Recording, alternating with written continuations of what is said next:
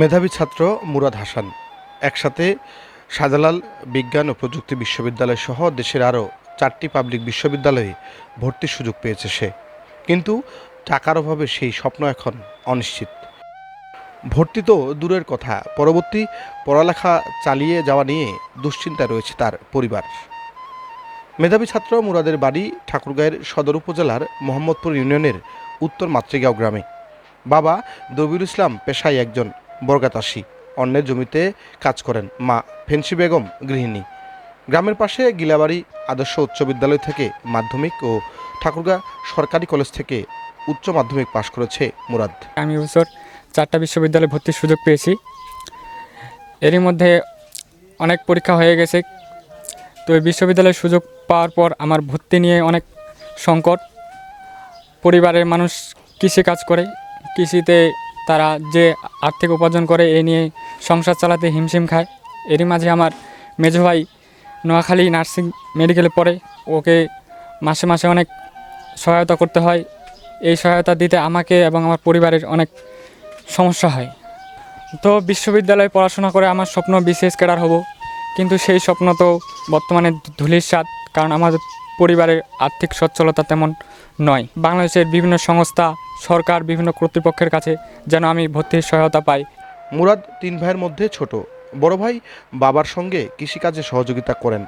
মাঝের ভাই মনিরুজ্জামান নোয়াখালীতে ডিপ্লোমা নার্সিং পড়ছেন।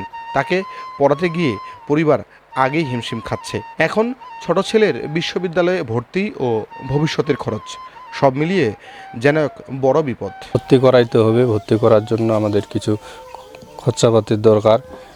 এই জন্য খুব টেনশনে আছি, যেন আমরা কিছু সাহায্য সুবিধা পাই এই আশা করতেছি।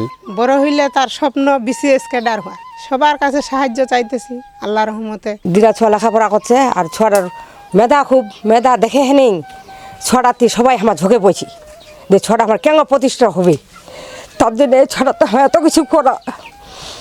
তুমি এটা করো, তোমার ভালো হবে। কাজ করে তাও লেখাপড়া করছে, আমি কিন্তু ওই ছড়া পড়া পাবে না, কাজ করে বেড়াচ্ছে। ওর চাচালার বাড়ি, ইয়ার বাড়ি, ওর বাড়ি যায়, কাজ করে দেয়। হ্যাঁ, টাকার কারণে ভর্তি হওয়া পাচ্ছে নি। দর্শনকে আমি খুব ভালোভাবেই চিনি, তার পরিবারকে চিনি। সে অত্যন্ত গরিব, সে মায়ের উপর নির্ভর করে তার সংসার চলে অর্ধাহারে অনাহারে। লেখাপড়া ছোটোকাল থেকে আমরা স্থানীয়ভাবে, যেহেতু আমি ইউনিয়নের চেয়ারম্যান ছিলাম এবং আমি স্থানীয় স্কুলের প্রধান শিক্ষক, সেই অনুযায়ী তাকে আমরা স্থানীয়ভাবে সহযোগিতা করেছি। এই জন্য এই পর্যন্ত সে এসেছে। তো সে ইতিমধ্যেই সুখকর বিষয় হচ্ছে, সে ইতিমধ্যে 4টি পাবলিক বিশ্ববিদ্যালয়ে চান্স পেয়েছে। এখন যদি কোনো হৃদয়বান ব্যক্তি বা সরকারি কোনো সাহায্য সহযোগিতা তাকে না দেওয়া হয়, সে কিন্তু অচিরেই ঝরে পড়বে। তো আমি ব্যক্তিগতভাবে এই দেশের একজন নাগরিক হিসাবে, সচেতন নাগরিক হিসাবে, আমরা যারা হৃদয়বান ব্যক্তি আছে বা সরকার আছে, স্থানীয় জেলা প্রশাসন আছে, উপজেলা প্রশাসন আছে, তাদের মাধ্যমে সে যেন আগামী দিনে সুন্দরভাবে সুষ্ঠু মতো করে তার লেখাপড়া চালিয়ে যেতে পারে, সে যেন ভর্তি হতে পারে, তার জন্য সুন্দর একটি জীবন গড়তে পারে, আমি এটা ব্যক্তিগতভাবে মুরাদের পক্ষে উদাত্ত আহ্বান করছি। মুরাদের স্বপ্ন পূরণে মানবিক সমাজ ও স্থানীয় প্রশাসন এগিয়ে আসবে, এমন প্রত্যাশা তার পরিবার ও প্রতিবেশীদের।